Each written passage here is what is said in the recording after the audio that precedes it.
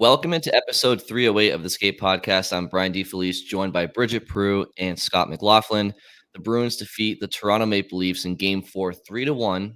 The series mirrors that score. Bruins are also up 3-1. Brad Marchand has completely taken over the series on the Boston side of things. Toronto is an absolute shitstorm on the bench. Their stars are bickering in the media. Their talking heads are killing certain players on Toronto.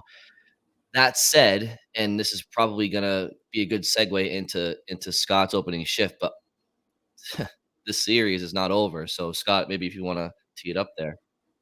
Sure. Yeah, this is when we see what the Bruins learned from last year. They were in basically the same exact situation. They last year against Florida split the two home games to open the series, went down to Florida, won games 3 and 4, came back to Boston for game 5 with a chance to close out the Panthers and couldn't do it. And we know how that story ended. And they're not the same exact series, and there's lots of things that are different between last year and this year, but that general idea is there. It's they have the chance. They come home after winning both games in Toronto and have a chance to close out the Leafs in 5. If they don't, things start to get uncomfortable again. Then you're going back to Toronto for game 6. Leafs have a chance to tie the series. Don't let them. Don't even give them life. Like, I want to see this Bruins team close the Leafs out in 5, come out with the intensity and the desperation that the Leafs are going to have, or at least you have to assume the Leafs are going to have, right? Maybe the Leafs really are. Brian, you mentioned all those Toronto media ripping the team. Maybe they really are as soft as all of them say. Like, maybe this Leafs team really is just going to fold up shop and go down without a fight. Just ready for golf season. If you're the Bruins, you can't assume that. You got to assume they're going to come out the way the Panthers did last year, which was fighting and clawing and kicking and screaming and until the very end, until they beat you, because the Bruins couldn't quite match that over those last 3 games. So, it's going to be fascinating. Jim Montgomery's talked about this a little bit. On Sunday, we got to talk to him when they landed on their way back from Toronto. He said, I think what we can learn is the urgency it takes to finish off a series. It's so hard to end a team season, and we know that. I think everyone that was part of it last year is better off for it. Okay, so those are the words. Now let's see the actions. Yeah. And that kind of leads into my opening shift as well, because it's a part of it is a lesson learned from last year to this year in terms of, what it's going to take to close out a series. But it's also about the mistakes that were made last season in those final games that led to the Bruins getting kicked out of the playoffs last year earlier than expected. So one of the things that was criticized, and you could say Montgomery was guilty of, was over manipulating the lineup. And I know he felt like he had to because of trying to get Bergeron and Krejci back into the series, trusting those guys, working with new players that came in at the trade deadline. Like it made more sense to do last year, though it was still easy to see that something about it was causing the team to be just a little bit out of whack. So my opening shift is the Bruins this time, they win game 3 and game 4 in Toronto. It seemed like everything was working, especially in game 4. Do they just stick with the same exact thing and run it back and not try to overcompensate, not try to make adjustments that might cause confidence to change, which obviously includes goaltending, because everybody is seeing how well Swayman is playing right now. So we'll get into that after Brian finishes his opening shift. Do you run back the game 4 lineup, or is there something minor or major that you want to see change in order to try to close out the series in game 5? So I like both of your opening takes because you keep it between the boards, and certainly there's a lot of X's and O's and and all that to discuss going forward in this podcast. But I have to get something off of my chest quickly regarding my opening shift because Like me before the podcast. yes, I will keep that in the locker room, Bridget. Yeah, that doesn't need to be out of the locker room. But now you just teased everyone. I feel like no, it doesn't need to come on the podcast. All right, you're the one who brought it up. Hey, sometimes we need to vent about our personal lives, but our listeners don't necessarily get to hear about that part. Okay, well, that's up to you if you want to disclose that at some point. But for now, I'll keep it to the opening shift, which is so again, part of what makes watching sports great is the storylines, the chatter, the headlines, the articles outside of the 60 minutes. It's the reason why the NFL is so popular, because you get one game a week on Sunday, and it's like a soap opera. Every week you get one episode. When you play the Toronto Maple Leafs in the postseason, there is that in such a vast variety that from the Boston perspective, I can't help but tune in to what they're saying north of the border. And we all know hockey is gospel in Canada, and Toronto is the Roman Empire. It's the Mecca of hockey, right? And you would think that their fans and their analysts would be very educated, and it just seems like they're so focused on the blue and white up there that they just don't even analyze or give respect or credit to the opposition. In this case, Boston. And while they're spending so much time and energy talking about how Marner and Matthews and Nylander and Tavares aren't playing and Morgan Rielly aren't playing up to snuff, they at the same time they're not giving the Bruins credit or recognizing how good of a team they are. And despite the fact that Toronto's blue line and goaltending is hot garbage, both on paper and on the ice, these people in Toronto think that the Maple Leafs are such a superior, more talented team than Boston, and it blows my mind. It's like, not only have the Bruins historically always had the upper advantage on Toronto in postseason play, as we know, the Bruins, we all know, broke records last year. Yes, there was significant roster turnover, but this year we're also leading the Atlantic Division all season, which Toronto is in until the very end, which probably now was to play Toronto. They are ahead of Toronto in the standings all season and have also won 10 of their last meetings against Toronto. So when you hear these people talk about the series, all you hear them talk about is how the Maple Leafs top stars aren't playing and that the Bruins are like lucky to be getting these wins. And it's like, I know this is not a very important thing, but when it's a playoff series, it is fun to follow the other side. And it blows my mind that people just don't acknowledge how good McAvoy and Lindholm are in the blue line and Carlo. And they think it's just Pasternak and McAvoy. And it's just like, anyway, I just wanted to get that off of my chest. I don't know if you guys have picked up on this being in the media as well. Yeah, it's kind of like a shooting your foot mentality where it's like, okay, no, like some of this has to do with Boston just having a good game plan against them. It's like they think that Boston is like the iceberg and they're the Titanic and they're like the guy manning the ship and it's his stupid fault that he hit the iceberg. So that's what they think of it like. Yeah, and I would actually expand this to say this happens in some Boston media too. Like there's, you'll definitely hear it on talk radio, but I think even in some written coverage, this idea that, well, the Leafs are chokers and they're always chokers. And so the Bruins aren't really going to get the credit that they deserve if and when they win this series. And it's like, no, they absolutely deserve credit. Like, listen, the Leafs got that first round monkey off their back. Like, they won around last year. They beat that Tampa Bay team that like everyone still fears and says, hey, they still have all that championship DNA, which is true. Like the Leafs beat that team in 6 games last year. And it's like that because that wasn't a series against the Bruins, it just gets completely ignored. And yeah, it is kind of like from when it happens from the Boston side, it's even kind of more baffling. It's clearly people with an agenda who don't want to give the Bruins credit. And it's like the Bruins are going to be responsible for the Leafs if they finish this off, and we're going to get into what they have to do that and how they, tying into my opening shift, like how they avoid what happened last year. But if the Bruins finish this off, they're going to be the group that killed Toronto's core four, because they are not going to keep that together if they bow out in the first round this year.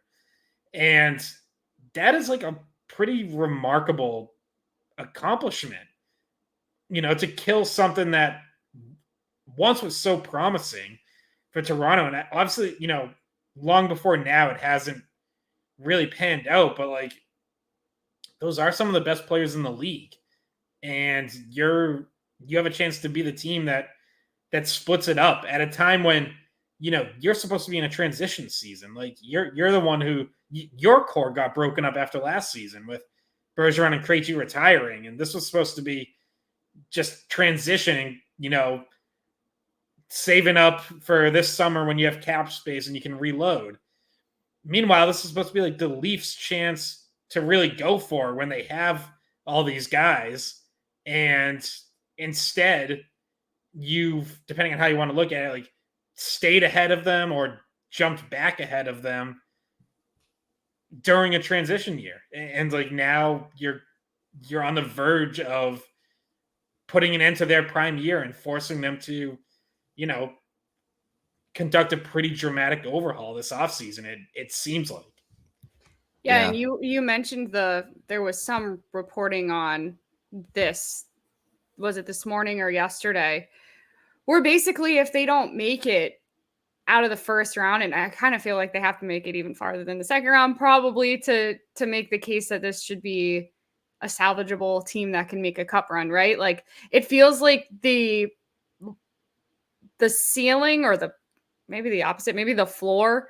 The floor of what they have to do to keep the team together is really, really high. Like you have to make it a few rounds. You have to show that this team has a chance and, they're worth trying to run it back with.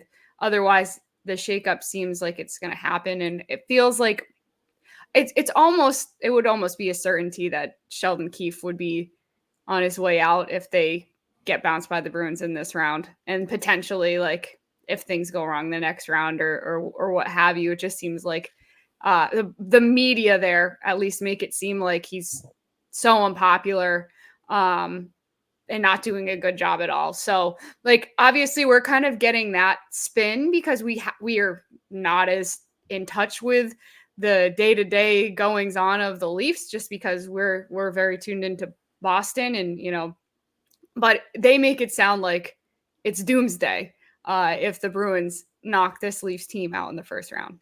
Which again, and that's what blows my mind. It's like you can cover Toronto and watch that team, and you can criticize them to the moon for how they've performed, but you also have to look at the rest of the roster beyond Matthews, Marner, Nylander, Tavares, Morgan Riley, the core four plus Morgan Riley, whatever you want to call it.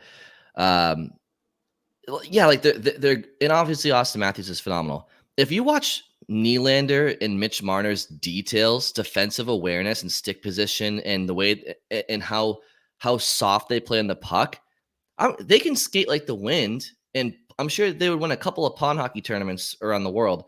But when you're in the National Hockey League and you're in the Stanley Cup playoffs, those little things also make up who you are as a hockey player. It's not just the flash, and that's what you're seeing. So when your best players don't want to play the little details and play the hard way, then your best players aren't really that good in the playoffs, are they? So not only is that a problem, but you're also paying them so much money that the rest of their roster, and again, I heard people on Toronto radio criticizing, the Bruins aren't special, they're not that good, and they name drop the Bruins third D pair, and like the third D pair is trash. I'm like, the third D pair is trash. I'm like, Kevin Shattenkirk is a veteran in the league who is a Stanley Cup champion. Mason Lohrei is a who actually has been playing with McAvoy, but like So Parker Wotherspoon, they Wotherspoon's probably like, hadn't heard of him, but that which doesn't is mean that he which is hasn't fair, had but a it's good like, season. which is fair, but are you watching the game and like,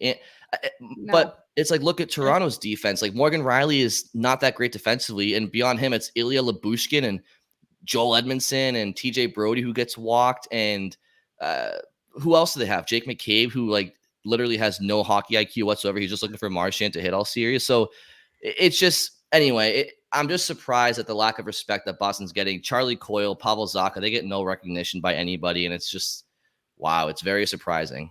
I think it has more to say about the mentality, the like this the sky is falling mentality. Like that almost like feels like they want to see it, but like some sort of satisfaction out of blaming like it completely on players that because they're investing their emotions into these players. So when they see something they don't like, it's like, okay, that makes sense. Like we're gonna come at them. We're gonna say it's their fault. And it was really coming down hard on Nylander earlier in the series. And then I saw some comments on Austin Matthews not coming back for the third period. Like, okay, he waved the white flag. He's ready to go golfing. Like, saying both him and Nylander should be playing through or should have been playing through what was going on with them, which obviously medically we don't know 100%, but seems kind of crazy to say without knowing that someone should just be out there playing through. And you could tell Matthews wasn't himself. So it's just great content, like especially if you're Toronto based. It's it's a sideshow. What's more interesting, like the end of this era of Maple Leafs hockey, or damn, I guess the Bruins are still good. Like it's the downfall of the Leafs. So like that's why they lean in. But they also, but I believe so. There's what you say over the airwaves and in the headlines for for those clicks for that narrative. But you listen to them and like they truly believe that the Bruins are just along for the ride. It's like they've literally believe that the refs are to blame yes, too. and that's like, something it's like totally different. Refs and poor play by Toronto. And it's like rigged against them, yet it's also their fault.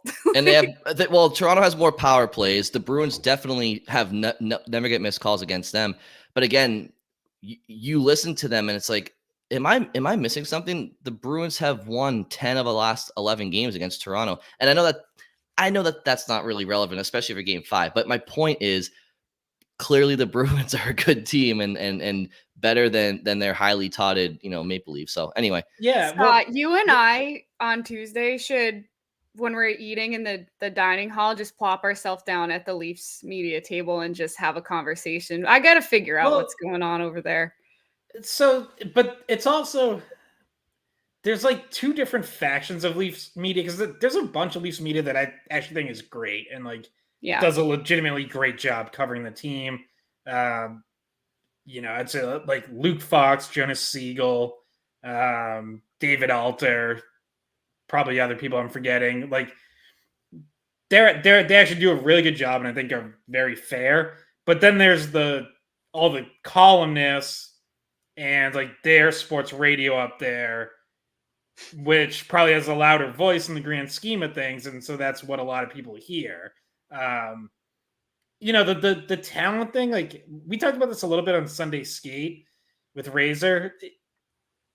There is this idea that the Leafs are more talented, but it's like I feel like that's just focusing on one position. Like clearly they are more talented at forward, no doubt. If you line up 1 through 4 and give them Matthews, Nylander, Marner, Tavares versus who are the Bruins' 4 most talented forwards? Pasternak, Marchand, Coyle, Zacha, probably. Like, it's no competition. Clearly, the Leafs are more talented. But that's one position. Like, who's more talented in goal? That seems pretty damn lopsided, doesn't it?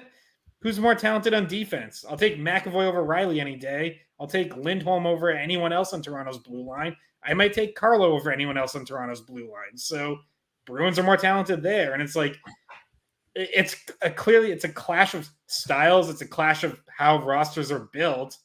And through 4 games, the Bruins are winning pretty decisively with the way they're built. And unfortunately for Toronto, again, outside of those 4 players, they're really not more talented than the Bruins. The Bruins are more talented, A. But B, if it was a matchup, those top 4 forwards versus Boston's top 4 forwards, Boston's top 4 forwards all have a higher work ethic. I mean, I think Austin Matthews has been throwing his weight around, and he's trying as best as he can, I think. But like Marner and Nylander, their battle effort is so low. Charlie Coyle and Pavel Zacha might not have their talent overall, but their work ethic, at least in this series, is clearly making up for that.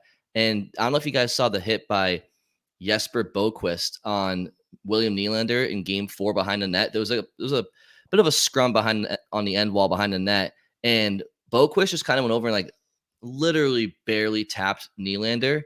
And on the TNT feed, you see Nylander, who stops and looks at Boquist and smiles at him and smirks at him as if like, buddy, what are you doing? Probably because they're both Swedish and, they might know each other.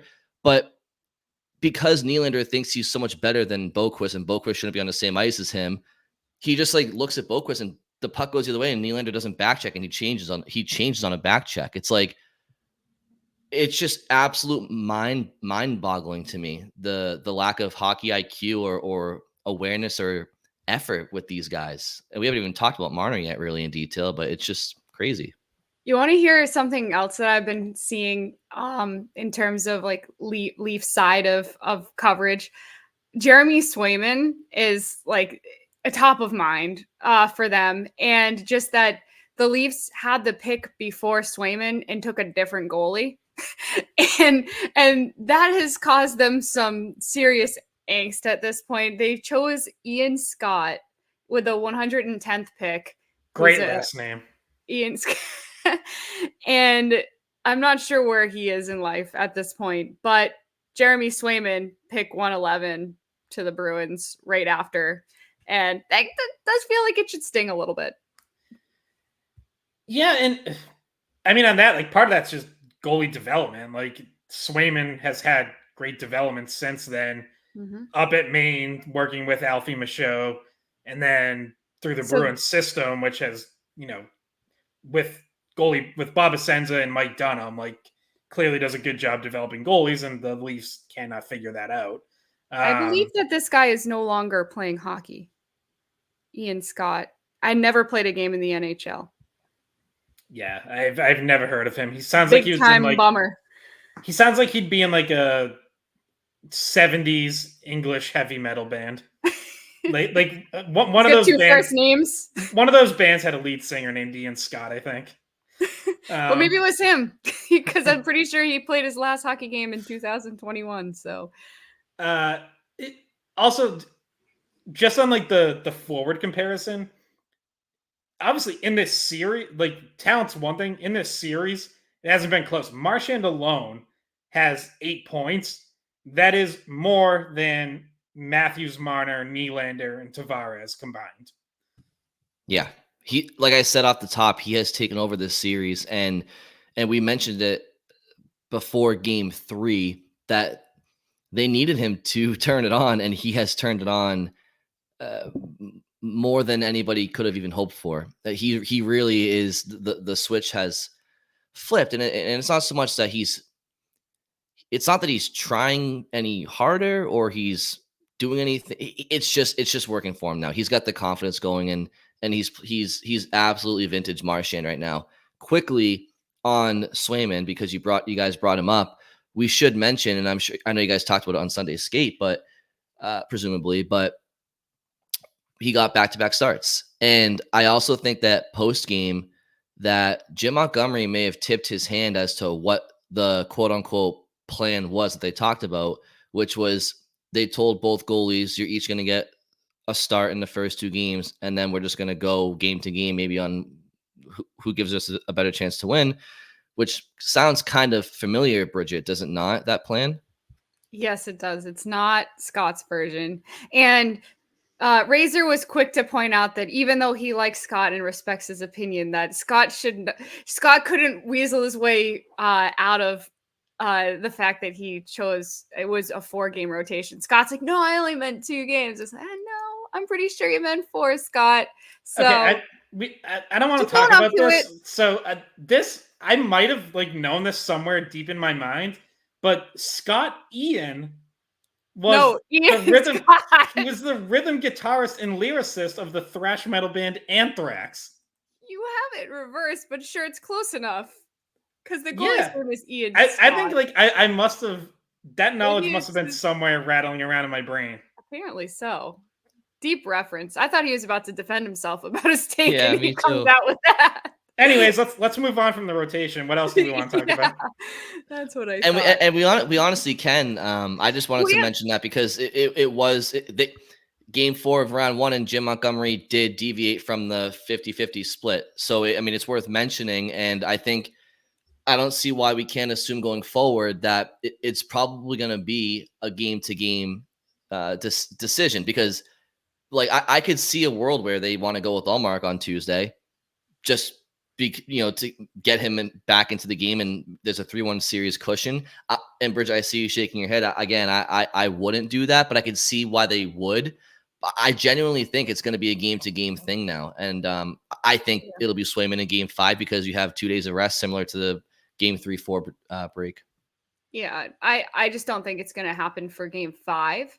But I think maybe next series, if the Bruins get past Toronto, Allmark gets right back in there in one of the first 2 games of that series, like kind of Right. reset, re-rack, because it's a different opponent. And Allmark's been good against presumably Florida if Yeah. everything pans out the way that it looks like right now. But so we don't have to talk too much about the goalie rotation, guys, but it kind of the Swayman talk about is he going to be back in net for game 5 we can connect it back to my opening shift, which is, were there any changes that you think were necessary, or was that such a strong performance, a frustrating performance, where you got in the Leafs' head and you did the little things right? Was the personnel that played in game 4 what you would roll back for game 5? You definitely don't need to change anything, and for the record, I would not change the goalie. Keep riding Swayman until the Leafs beat him. At this point, like, go for the kill shot. Bridget, clip that one off for the Twitter feed. Yes, done. The only, up front, listen, I think James Van Riemsdyk has played well. He stays in. Razor mentioned he thought Johnny Beecher had a little bit of a rough game in game 4, and I think that's probably fair. I'm not in any rush to take him out of the lineup. I still think that line's been good overall in this series. If you wanted to sub Lauko in, like, I guess you could. That's kind of fringy. Like, that, I don't Yeah, think that really makes or breaks your game, anyways. that would be only if you're thinking like, because Lauko doesn't take faceoffs. Beecher does. I know he didn't do well at the dot game 4, but normally he's pretty good, right? That could have just been a one-off game. He also helps kill penalties.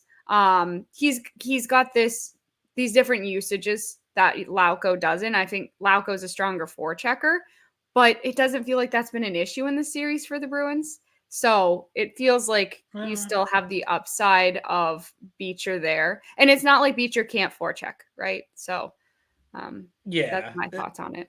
I probably wouldn't. The only other place would be, do you take out Kevin Shattenkirk on defense? Because his minutes have been way down. 10 minutes game 3, 11 game 4. He's a -3 at 5-on-5 in the series. And while I don't really think any of the goals against were his fault, Razor put it best on Sunday Skate. He was like, he just always seems to be like just off on a couple of those goals. Like he's right in the area, but just doesn't quite have enough to make the play. Like the Marner goal in game 4, it's like he's right there, and it's a great play by Marner to kind of go through his legs and, dangle while he's down on a knee. But, Shattenkirk is there. He just isn't able to really do anything about it. I could see that because, we talked about, like, Shattenkirk's in, obviously, mostly for power play duties. You could put Lohrei on the power play. Like, Lohrai's done that every level he's been at. I thought he looked pretty good when the Bruins did have him on the power play earlier this season. So that's an option too. And you could put, either it's Grizzly going back in, or Maybe Derek Forbort if he's ready. Derek Forbort was on the ice for pregame warmups on Saturday. I asked Jim Montgomery on Sunday if Forbort's game ready. And, of course, it's the playoffs, so he's not actually going to give a clear answer. But he said they're just trying to get him back in his game day routine. And he wouldn't say if he'll be an option for game 5. He said, we'll find out Tuesday. So that's it. That's that. I think I would just roll back the game 4 lineup, try to give the same group a chance to close out the series. And until somebody gives you a real reason to take them out, then the group that's been out there has had success against the current opponent. I think give the same group a chance. I think Mason Lohrei has looked great. I think game 3, obviously we mentioned it a little bit, but a couple of rookie moments for him. But even still, I thought he was a net positive in game 3. Game 4, looking more and more comfortable and steps up on the in the left point there to force Ryan Reeves' hand, and I think it goes off of Lohrei's skate and then back to JVR for the opening goal. So again, that's kind of that's the offensive instincts. That's the knowing when to pinch that Grzelcyk brings. But down the other end of the ice, and other aspects of Lohrei's game, the passing has been there, the composure's been there. Almost had an absolute highlight reel goal between the legs, top left, but he just couldn't get the shot off. But my point is, he brings a lot of what I'm giving him the Conn Smythe on the spot if he pulled that off. Ultimately, I think he brings a lot of the positives that Matt Grzelcyk brings. I also think he can maybe do it a little bit better. And down the other end of the ice, I've liked his compete, and he's not noticeably losing a ton of battles. So I would keep Lohrei in, and I'm not gonna die on the keep Kevin Shattenkirk hill. But again, like I said a minute ago, just give the same group a chance to close out the series, and maybe next series you kind of get forward in game 1.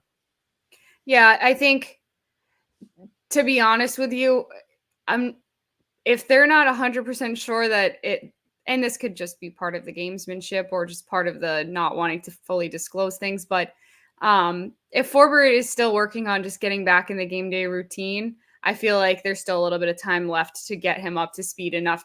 And this is a closeout game. And this is a game where you might need Shattenkirk on your power play. That could be a decisive moment because the Leafs penalty kill has not been good. And we know that Shattenkirk can facilitate at the point. And who knows, he might have an impact, an assist or something on a power play goal. So he has that upside. He hasn't been getting as many minutes. And him and Wotherspoon, not an ideal pair. Wotherspoon Peak was a stronger pair, but Peak's not available. Obviously, he's still out week to week. So I'm thinking, without going into like every single roster position and why they should stay in, I would keep it the same way. Yeah, I think, I realized, like, as Brian was talking, I realized as I ran through the lineup, like, I didn't even mention Lohrei or Wotherspoon. That's because taking them out, not even a consideration for me. Like, they've both clearly done enough to stay in. Wotherspoon especially has just been rock solid. And Lohrei, we talked about it in the last podcast. I said, there was enough good there in game 3. There were a couple glaring mistakes. And I said, hey, listen, if the glaring mistakes are still there, maybe he's coming out for game 5. Well, he worked through it. Yeah, he was clean game 4. Like, yeah, really nothing stood out in the negative. And he definitely made positive contributions. And I think that the only shift I noticed a little bit of a sense of nerves was the very first shift, which is obviously explainable and understandable. But as the game went on, both him and Wotherspoon seemed to just pick it up each period, just getting better and making good plays. And Wotherspoon broke up a lot of passes to the crease, a lot of passes that were intended to go across the slot. He was breaking things up in front of the net really well. So I wouldn't take him out either. I think that's not an option. And I think, remember we were saying, is it too risky to put Lohrei in because of the inexperience? But now I'm at the point where And I didn't believe that, by the way, but now I'm at the point where I think it's too risky to put Grizzlick back in because of some of the things that happened in the first 2 games where he was getting overpowered, in particular by the fourth line, by bigger guys, losing pucks and having trouble transitioning. I feel like it's more of a risk to put a player like that in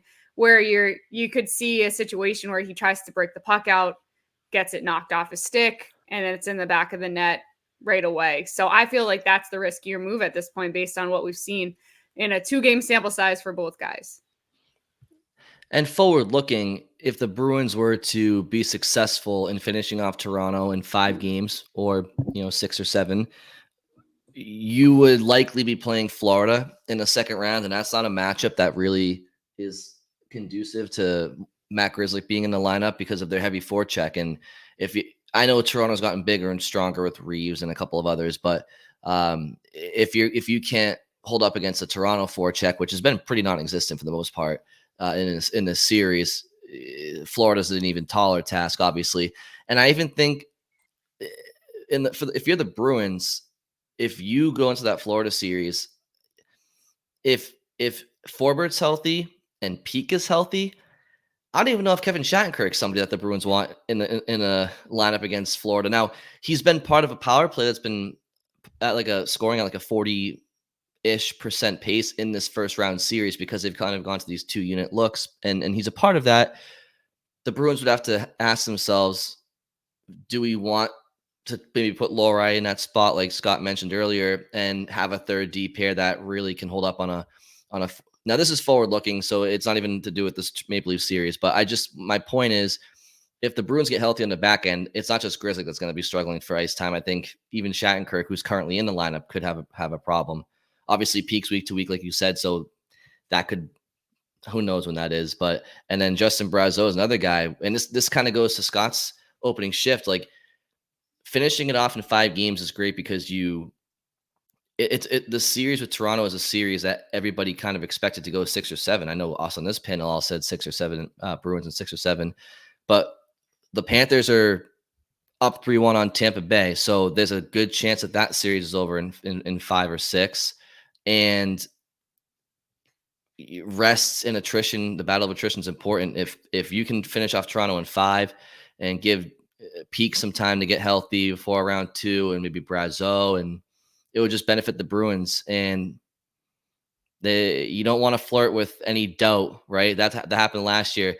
That Linus Ullmark, Matt Grizzlick blunder, that was in game 5. The Bruins had 2 more chances to win after that, the series, and they had leads in game 6 and 7. But the second that the Bruins lost that game 5 in overtime, you were just like, oh my God, you were a shot away from Marchand winning. You were a shot away in overtime from ending the series.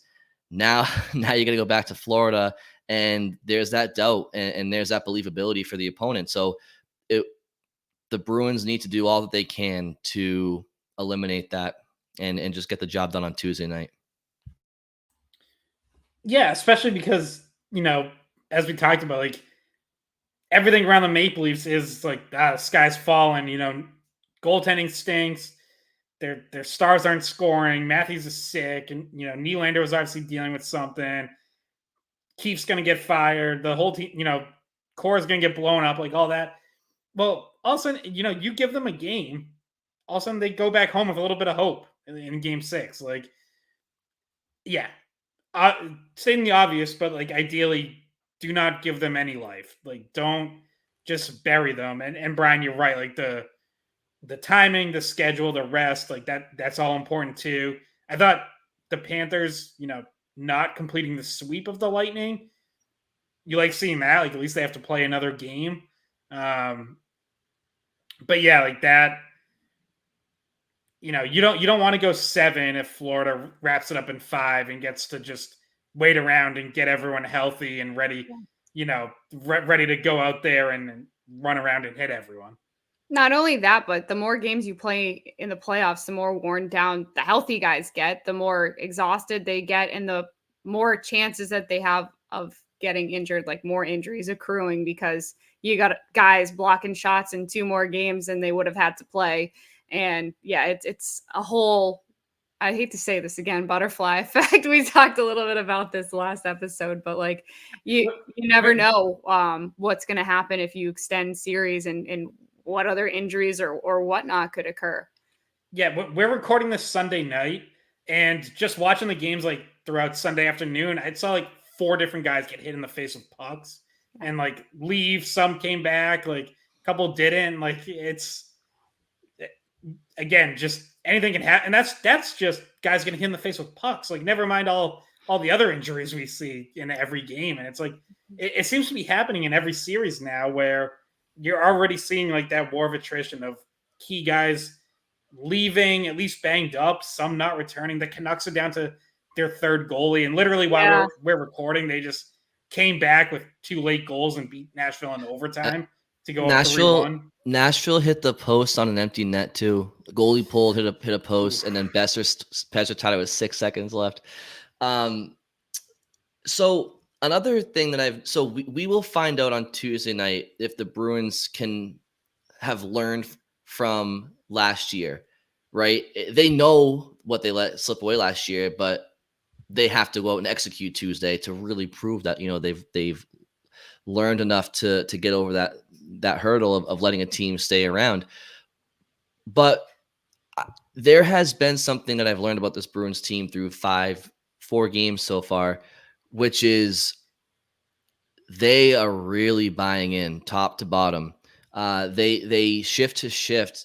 Obviously, game 2 is not great, but you watch the shot blocking going on by Boston right now. You watch the back check efforts, the puck battle efforts from players, by the way, who I've criticized at times this year for not doing these things.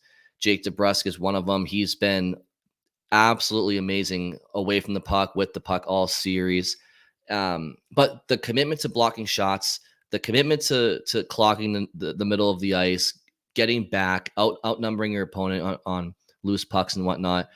It's not. You look at the Bruins roster last year, and it was littered with veterans that have they knew how to win.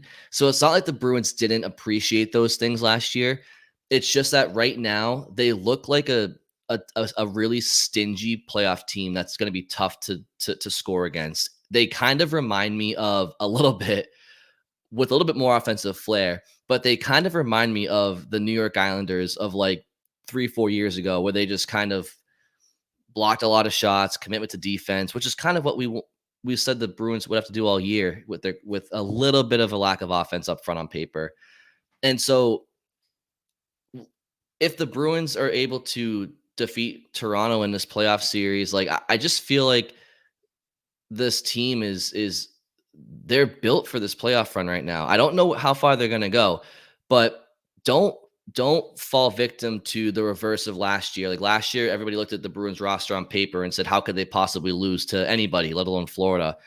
Don't look at Toronto. Don't look at potentially Florida and look at their rosters at times and be like, oh, the Bruins just can't stack up, because it's not true. A, and B, the Bruins are playing a really quality style and brand of hockey right now. And they also have the Bruins have more size than they did last year. And I know size isn't everything, but you have Laurie back there. You have Pat Maroon on the 4th line. Justin Brazeau could be healthy when he comes back. Wotherspoon, Peak if he's healthy. Frederick's a big boy. JVR has. So this Bruins team they're stingy. I'm impressed by the way they've all bought in, and they've followed Brad Marchand as a leader so far in the first 4 games. That was very well said. And I'll add that I feel like there's more certainty with the roster this year, because your top 2 centers aren't questionable each day, like the drama that was surrounding that and whether or not they were fully healthy. And those are 2 huge positions. And you feel like even though the roster on paper probably isn't as good as last year, the certainty is helping. Like we're talking about making 0 changes from game 4 to game 5. And you're talking about being comfortable with the health of the guys that are in there, comfortable with how they play with each other. The chemistry is good enough. There's not a whole lot of question marks about that, which is something that wasn't a part of that series last year with Florida, if you'll remember. And also the whole President's Trophy curse, which I would just say is just a mindset that the pressure is on you that pressure isn't there either. And that's a mental thing as well. So I'm just listing some of the differences between this year and last year. Yeah. Now the flip side of that, and knock on wood, it hasn't happened yet, but if the Bruins have some sort of injury to, say, a top 6 forward, they are much less equipped to deal with it than they were last year. Like last year, that they won playoff games with Bergeron and Krejci out of the lineup. It's hard to imagine them doing that this year, but they haven't had to do it yet. So cross that bridge when we get there. But I dislike that you even brought that up. I mean, listen, like injuries happen. You're facing a Toronto team right now that had William Nylander for 3 games. And like Austin Matthews out for a third period. Like and only playing at like 30% of his normal self in the minutes that he did play in game 4. Yeah. And so just on like the playing the right way, huge part of it is they're getting the best goaltending in the playoffs right now. Jeremy Swayman has been the best goalie in the Stanley Cup playoffs. Kind of not even close. Shesterkin really good, but that's kind of about it. Like maybe Freddie Anderson, but it's Swayman pretty clearly head and shoulders above. And then the Bruins defensively have gotten better as the series has gone on. I mentioned the stat on Sunday's skate, but first 2 games of the series, 5-on-5, Bruins gave up 15 high danger chances in game 1, 10 in game 2. The last 2 games combined, they've given up 11. So, like, yes, the goaltending's been awesome, but they've also gotten better defensively, especially 5-on-5, and their penalty kill's been awesome all series. The Leafs are now 1 for 14 on their power plays. Yeah, and you mentioned this on Sunday skate. Swayman has made, was it 2 saves above expected? Basically 2 goalies that he's like 5 above expected. Oh, 5. Okay, so it was the other way around. Samsonov gave up 2 more than was expected in the shot selection, and obviously we talked about one of those was the Frederick goal that didn't have a whole lot of a high percentage of going in, but it did. It squeaked in. And so we could be talking about lineup changes on the Toronto side in net because Woll came in for the 3rd. And it seems like it was more than just we got to rally the troops. We're down by 3, like kick in the butt kind of move, which sometimes a goalie who's playing well gets taken out because it's like trying to send a message. Felt like it was more than that because it felt like Samsonov had not performed to the point where, you would say, oh, it wasn't on him why he's getting pulled. And it feels like we might see Woll in game 5.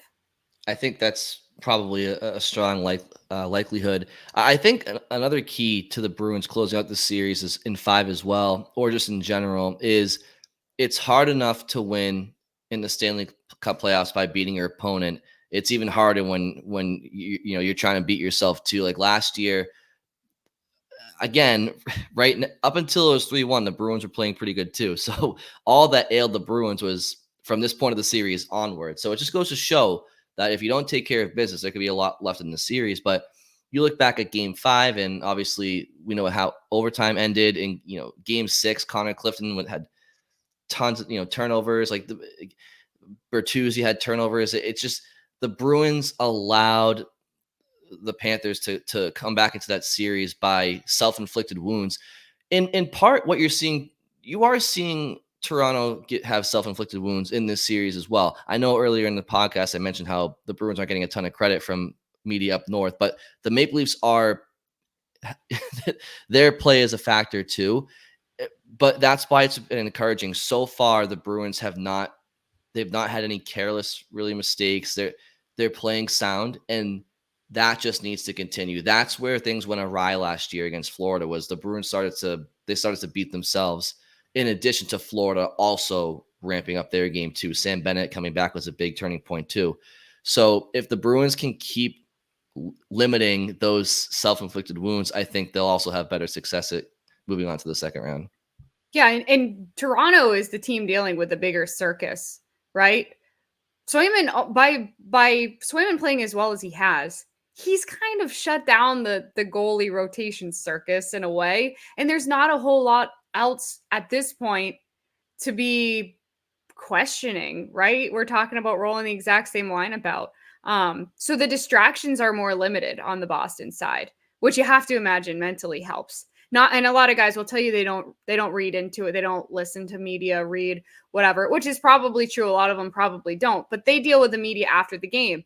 And we're not in the locker room asking the same kind of questions that the Toronto players are getting asked. Mitch Marner got asked about how they were fighting on it seemed like there was some infighting on the bench. And there's like these more tense questions that are being dealt with after the game by the players, and the tone with how Sheldon Keefe has answered questions, it is completely different than what the Bruins are dealing with, which feels like there's at least some mental advantage to not having to deal with the same kind of circus and narratives.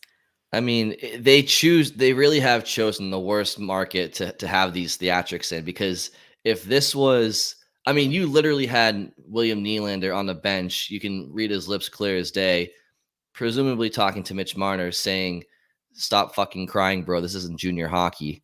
So if that was that right after Marner spiked his gloves? Yeah, it's like a montage of moments. I don't know exactly when they took place, because that was the Canadian broadcast, so we didn't get to see it here.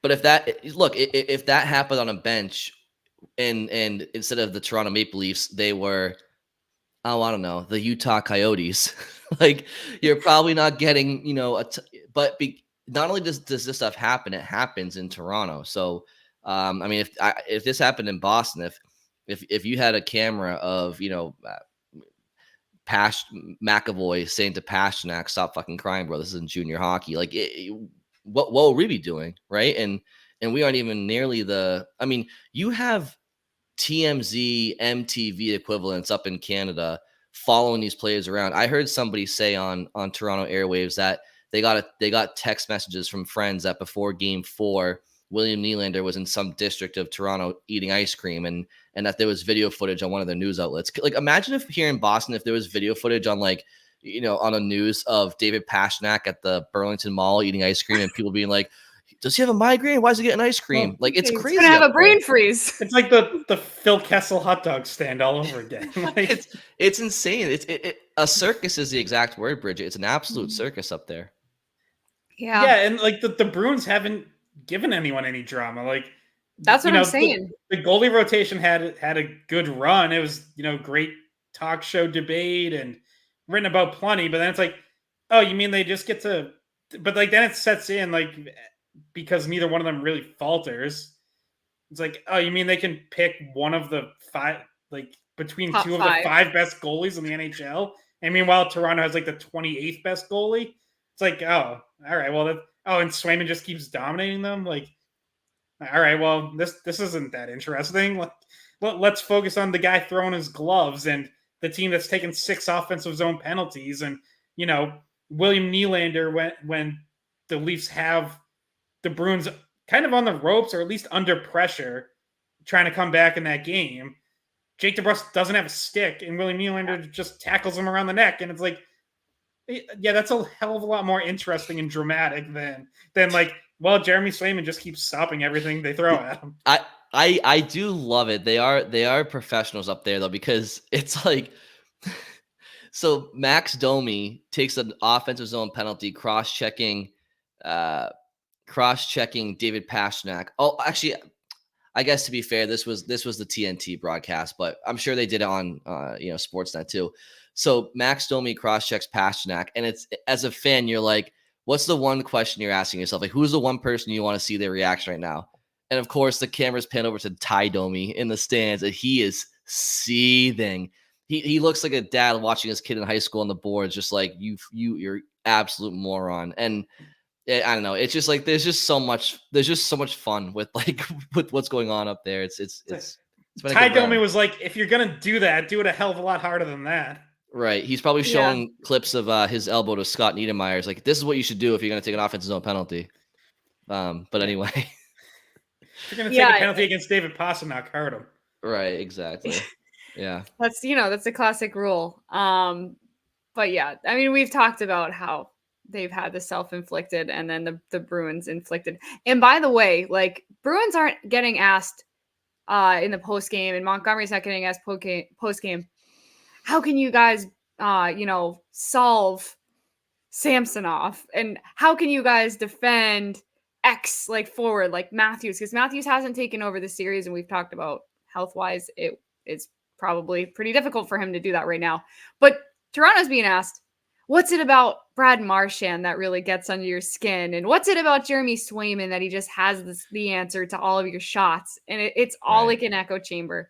Which, by the way, Marchand is being hated up there just for existing. Outside of the tanglement with Tyler Bertuzzi, like he's kept it between the lines. Like he's not. It's Toronto going out of their way to like get him. It's like people are like, oh, Marchand's getting away with everything. He hasn't done anything besides a couple, the trip on Bertuzzi, and they were both tangled up in that game. He was like, people are trying to say he was skating by Toronto's bench, saying it's over in 5, which it might be. But it's like you watch the games, it's like he's not even doing anything. He did get away with an elbow on Bertuzzi. Like that's right. Okay, that was like legit got away with it. The other thing, like I missed it with his 8 points being scored. I missed it after him scoring 8 points. I've been focusing on that. The thing with the getting tangled with Bertuzzi before the Frederick goal, it's like if anything, it would have been both. It's not like they just let both of them go. It's not like Marchand just did something really stupid and oh my god, they didn't call it. They let him get away with it. It's like no, they just let both of them keep going and let play continue. Right, and people are saying they should have some people were saying, sure, call them both, but blow it dead to call them both. Like the fact that they kept the play going. It's like, guys, will you please? It's like Charlie McAvoy takes a high stick from Tavares right in front of all of Air Canada Center. It's like both teams are getting infractions not called on them. Like, relax. It's playoff hockey. And it's like you probably shouldn't be so distracted with what's going on at the blue line that you don't pay attention to Trent Frederick. It just seems like you should have a little better focus. And even still, wouldn't have been a goal if Ilya Samsonov didn't just suck. Like there was a stat out there that shot from that angle with that coverage goes in 3 out of 700 times. Good job, Freddie. You beat the odds on that one. Yeah. I'd like to give Samsonov maybe the excuse that he was just busy watching Marchand and Bertuzzi and wondering the same thing about why isn't the whistle blowing? You got to play through it. So the Bruins, real quick, the Bruins aren't the only ones that are learning from history from last year, because last year after the Bruins went up 3-1, I may have screenshotted a picture of the three of us laughing on the episode, and I tweeted it from the Skate Pod account when the Bruins go up 3-1 in the series without Bergeron or Krejci, and we all know how that happened. So I'm not gonna be overconfident here and tweet out anything from the Skate Pod account assuring a victory or laughing at anything, because until it's over, it's not over. But I'm learning my lesson too. I think everybody learned that. It's not, none of it's a sure thing at all. Speaking of Pastrnak, that goal last night, I know he scored a goal in game 2, but does that goal last night give him some confidence going forward here now that he broke through? It was, again, another kind of a quiet game for him, buzzer to buzzer. And again, that goal, just a ridiculous overcommitment by Jake McCabe. A bad TJ Brody stuck in no man's land. Marchand does a lot of the work and Pastrnak finishes it. Still, though, does that help him, you think, going forward in this series? Could only help him, right? Yeah, I think probably. And, he continues to get his shot attempts. Still would like to see him not have as many blocked as he has. But, I know Montgomery talked up game 3, said, he could have had a hat trick in the first period. I don't know about that, but he definitely could have had at least 1, maybe 2. So he's getting looks, which I just feel like with a player like that, it's only a matter of time if he's getting them. He buries that easy one. He's been on the ice for a couple power play goals now. They actually had for Marchand's power play goal on Saturday, had Marchand, Pastrnak, and McAvoy all reunited, and asked Montgomery about that on Sunday, and he said, basically it's kind of towards the end of the period, and just the way the commercial breaks had gone, or I think it was close to a commercial break. It wasn't the end of the period, but he just thought it was a good opportunity to load up and get a little extra ice time in. So I don't know if they're going to do that more often, but even though he doesn't get a point, I think being out there for now, he's been on the ice for the last 3 power play goals. I think that helps too, because he wasn't on the ice for the first 3 in the series. So he's now seeing that, like, he's part of success. He's part of Bruins scoring, and feels like only a matter of time before he starts to get more points individually. He made a Leafs fan cry in Game 4. That was the third goal of the game, 3-0, and with like 40 seconds left in the period, and they pan over to a Leafs fan with a towel just covering his face, like just looked like he was maybe shedding a tear under there. I mean, it was a huge turning point in that game. It was an emotional goal, in terms of feeling like, okay, this is 3-0. And we've been the better team. And Marner scores in the third, and there's a little bit of a pushback, a surge by Toronto. But that Pastrnak goal really was a confidence booster in that it felt like nobody's scoring more than 3 goals on Jeremy Swayman, right? It felt like it put the game out of reach. So I think that helps to the confidence boost of scoring that, because there was an emotion behind it. Yeah, totally. And just that whole sequence of them going up 3-0, and then Toronto's booing the Maple Leafs off the ice, and then the Bruins skated off the ice for intermission so quickly, with Marchand just telling everybody at the door, keep going, keep going, keep going. And it's just leading by example, and then on the ice, and then just, the leadership on display right now is insane from Marchand. Passes Kim Neely, most playoff goals in Bruins history. Just another notch in his Hall of Fame career. Certainly an all-time Bruin. So, and you have to appreciate it, right? Because we talked about it a few weeks in the last week. Marchand had only 5 goals in his previous 35 games, dating up until Game 3, I think. So it's never guaranteed that stars come through. You're seeing it with Toronto's players. So when you see players play great in big moments, you have to appreciate it and not take it for granted. There's last thing I want to. Oh, sorry, you go ahead first, Scott, because I was going to change the subject. But I was going to say, it's funny how we're talking about Pastrnak having kind of a quiet series, and he still has 4 points in 4 games. No one on Toronto has 4 points. Like, they're probably like, no one has more than 1 goal. Geez, like, we'd kill for someone to have 4 points in this series. Right. Yeah. What I was going to say is, this is one thought that's been kind of swirling around in my head during us talking about this and talking about the differences from last year to this year. Jim Montgomery feels like he's taken control more this season throughout the year, and also in this series, where as last year, this might have just been throwing him under the bus. He was saying he was going off what goalie Bob was telling him to do in terms of goaltending. Now it feels like he's making those decisions, taking the lead on those decisions. He feels like and this was something we talked about too, players kind of determining their own situations, players kind of being the voice, whereas this year you see Montgomery being more of the voice, and it's gone smoothly. And I'm thinking back on this series, and I'm thinking to myself, I can't recall a time where he made some sort of switch up, made some sort of decision that you could criticize, right? Like, if it was very small. Like, there hasn't been a time where we're like, okay, that was on Montgomery. Yeah, I think last year it was a combination of a couple of things. Number one, he was a rookie in a locker room full of, and when I say rookie, I mean to the Bruins organization.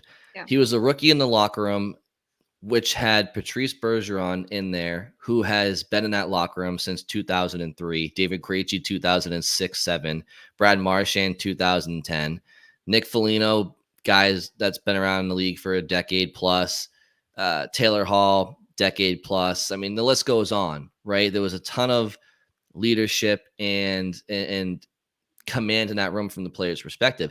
I understand why Montgomery may have deferred to the players. It's natural. It's easy to sit here and say, you're the coach, own the room. Okay.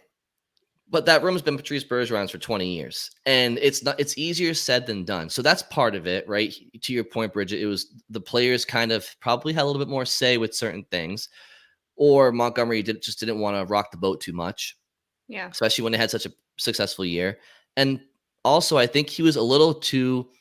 Is it bright-eyed and bushy-tailed? Is that the phrase? Like, I remember last year after Game 6, like they lost, what was it, 7-6 or 6-5 or something, and Montgomery comes in. It was one of the worst defensive games the Bruins have played all year. They have another chance to win the series out the window. Now you got Game 7 at home, and Montgomery after the game is first thing he says is, "What a great hockey game." Now, obviously, he's trying to downplay the loss, but it's like It was you 7-5, by the way. that quote's gonna get picked up. It's gonna be turned into a story. And this year, he's the opposite of that. He doesn't get too high or low in any situation. And when they do not perform, he's not afraid to talk about it in the media. And he just seems like a guy who had to kind of learn a lesson last year along with the rest of the team. And he's a great coach, but you have noticed a difference in him this year.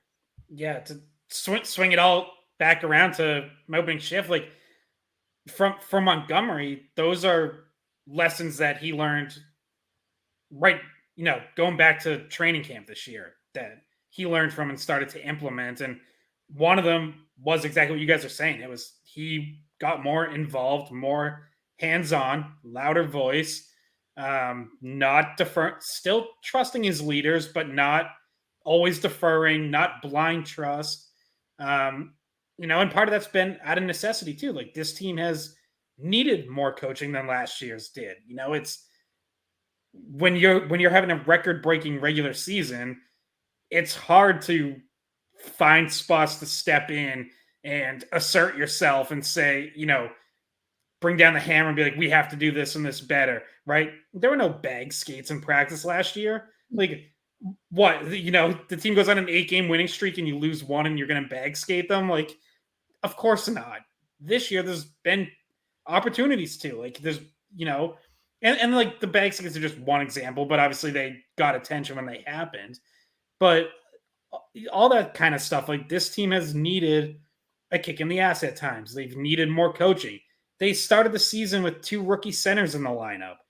Mason Lohrei has gone through his rookie season. Like, guys are stepping into bigger roles than they've ever had, whether that's a Zaka Coyle bigger role than he's ever had in Boston, at least. Frederick taking on more, Morgan Geekie, the biggest role he's ever had. Like, all of this stuff requires coaching. And so part of it is he's had to be more hands-on. And part of it is he said this, in like his breakup press conference after last season, that he was probably too hands-off. That was, one of the many painful lessons learned from that playoff series last year. Yeah, and my last point about Montgomery would be, this was a conversation. I feel like you and I, Scott, talked about this at one point, because I definitely heard it around talk radio. Well, what if the Bruins get bounced in round 1 again, which can still happen. Round 1 is not over. But I was hearing the conversation that if the Bruins get bounced in round 1 again, when especially in this kind of situation where they're leading 3-1 in the series and somehow it all falls apart again, would Jim Montgomery be on the hot seat? Would he be potentially out of a job? But if the Bruins can close this out in 5 games or 6 games, or even if they can just close it out at all, you feel like that narrative goes away and we're not talking about that in the offseason. If he just gets past this first round, there's going to be more respect on the job that he's done through the 2 years that he's been here. I mean, Jack Adams himself isn't keeping his job after back-to-back 3-1 series, losses. That would be a tough look. And, we talked about it a month ago or so. The precedent's been set, right? Claude Julien's first year in Boston, lost in the first round. Bruce Cassidy's first year in Boston, lost in the first round. They kept their jobs for quite some time because that following year, they made it out of the first round. So you have to see that progression of a coach when they have a team that's capable of performing to that standard. So, but hopefully we all like Jim Montgomery, and that, to your point, Bridget, that won't be a story. right? I mean, again, last year was tough. Like you go up 3-1 in the series. What's he supposed to do? Tell Patrice Bergeron and David Krejci, Hall of Fame players, certainly Bergeron, Hall of Fame Bruin, and Krejci, like, yeah, I'm sticking with Coyle and Zaka. Like, it just, you can't do it. Anybody saying, criticizing that, it's just disingenuous because everybody would have done the same thing Jim Montgomery did. Patrice Bergeron, David Krejci tell you they want to play, you put them in the lineup. But this year, to your point, Bridget, there's not those temptations, there's not those issues as we currently speak. So everything is going well. Don't tinker with it. Try to close the series out in 5. Which, just to put a little bit of an asterisk on it, if they lose game 7, we will be having this conversation after the season is over, right? Like, this conversation only ends if the Bruins win one of the next 3 games. Yeah, don't make us talk about it, right? Right. Yeah. You can't collapse again like that. There's no universe where that's acceptable. And No. On the like the Claude or Cassidy comparisons, it also it does have to be noted those guys inherited teams that were building up. Like the reset, the bottom had already happened. Montgomery inherited a team like at the top, and now like this year is the one that should have been the reset. So like I would actually give him a little more leash. Like if this was a really hard fought back and forth series that went 7 and they lose game 7 3-2, great game. Like I would have a really hard time firing him. But now you're up 3-1. Like, yeah, to circle all this back to what we've been talking about, like now you have to close it out. Like that's it. It's required. Losing in 7 is no longer a, well, hey, it was a heck of a series. Like, no, you lose in 7 now, you choked again. Well, and you lost the Panthers for a handful of reasons, but it's because they out-battled you the second half of that series. Like, is Mitch Marner going to start out-battling Brad Marchand? Like, I don't see it. It's just a different. Now, I can sit here and say that. The Bruins can't say that. Like, but from a spectator perspective, it's just really difficult to see the Bruins losing that battle of will against these players. So we'll see. We'll see. Tuesday night will be telling. So any closing final thoughts from the two of you? That was all I got. Same. Good job. Great job. All right, Bridget, now you can tell everybody what. No, I'm just kidding. No. All right. That'll do it for everybody. Have a great start to your work week, and we will talk to you on Wednesday. Hey, guys, thanks for watching the Skate Podcast. If you want to see more of our videos, visit our playlist. Not in front of a screen? You can listen to us on Spotify, Apple Podcasts, or wherever you get your podcasts. Don't forget to follow us on social media. And if you enjoyed this video, please don't forget to give us a thumbs up, subscribe to our channel, and leave a comment.